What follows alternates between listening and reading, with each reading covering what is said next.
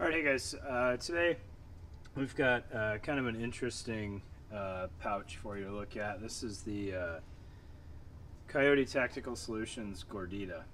Alright, and I'm glad I checked the website before I ran this video because it has been updated and changed.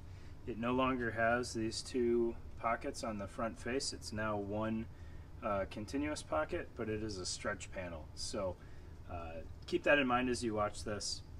It may sway your opinion one way or the other depending on how you want to use this thing.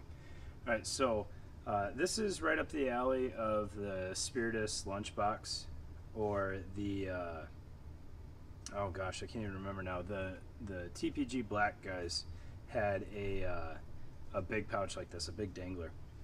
All right, so it can be a dangler or it can be a back panel. It's kind of it has a lot of options here. All right, and I sat on it too long, so I apologize for that they've now changed it. So this is going to be of slightly less value.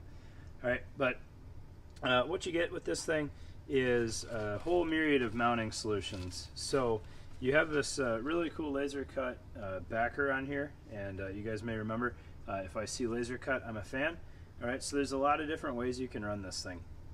You can malice clip it onto your kit, and it's going to be 4 columns wide, which is a little odd because it's a fairly wide pouch. He probably could have fit a 6 column on there, but that's not a big deal. All right, 4 will be fine, and then if you really wanted to, you could zip tie it through the holes or something like that. All right, so it can be malice mounted. It can be belt mounted if you want to. Maybe you've got like just a chunk of 2-inch webbing and you kind of want to make your own fanny pack. You can do that through the laser cut slot here. It can be a sling bag. All right, there's 2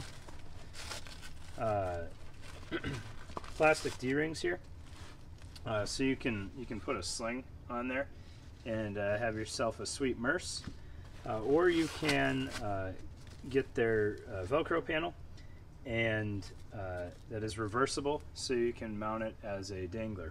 All right, which is kind of how I intended on using it. Okay. Couple things to note: the malice clips are included. The Velcro flap is not, but I believe this is $5 if I did my math correct on the website.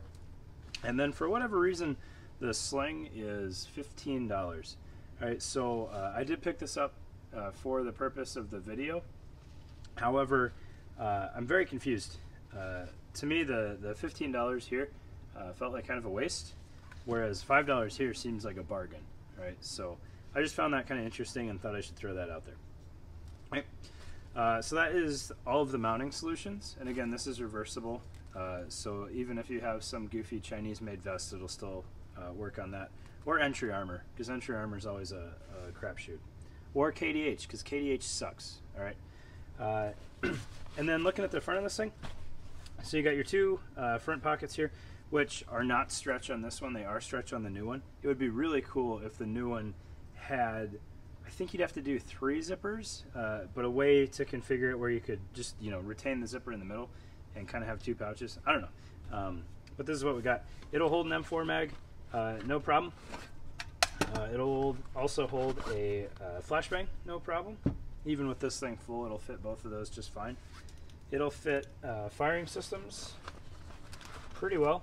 All right, depending on how much shock tube you need. All right, if you got delay caps, lucky you, you're bougie. If not, it'll fit a good size hank of shock tube in there, all ready to go. All right, and both of those are secured by a zipper. And then this front zipper here is how you get into the pouch. All right, which is Velcro lined in the back and Velcro lined in the front. But I'll give you a better shot of that in just a second. Then you have this top access zipper, which is like a half clamshell in case that front slash opening is not enough. And you'll see there's a little flap in the back here. That'll actually hold some armor. So if you want to use this for breaching stuff or things of that nature, or just a bucket of grenades, because who doesn't love a bucket of frag grenades? All right, so you can put some armor in there and protect your boys a little bit. Right. There are 2 drainage holes in the bottom, so if you wanted to, you could hang a tourniquet off of those, which seems to be the cool thing to do, or it's just drainage, which is also pretty cool. Right.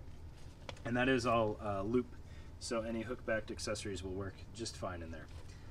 And then this thing kind of does a flat pack deal. All right, it's got this zipper around the circumference. I don't know if you can have a circumference of a rectangle. Maybe we'll call it the perimeter, so I don't look foolish. All right.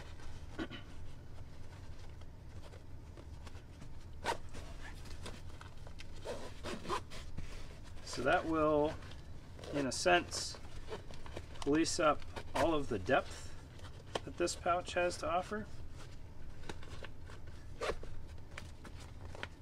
And then you're left with this relatively streamlined setup here where you need to use the front access. Alright, so you could still have your armor in there and some room to work with, and then you could still use your front pockets. I would imagine he switched to the stretch panel because if this thing was completely loaded down, they're just flat pockets, which are kind of useless unless you want to run a mag in there. Alright, the back, so the laser cut is interesting because if you're not molly mounting this, he gives you this shock cord, not shock tube, right? Shock cord and clips so that you can kind of make your own matrix of retention on there. I would imagine that would be for like charges or something because it is going to be on the back of the pouch. But the flexibility is there. And there's actually kind of a big size pocket there, depending on how you're mounting this. So if you really hated yourself and you wanted to configure that shock cord so that you could work out of the inside of this, that's also an option. All right, so maybe you had some charges running vertically or something along those lines. If you aren't belt mounting, this is kind of a cool channel. If you've got some sort of long charge, you could run that through there. All right. And then just for size reference on this thing, it is a little bit taller than like a microfight. It has the same side-to-side footprint.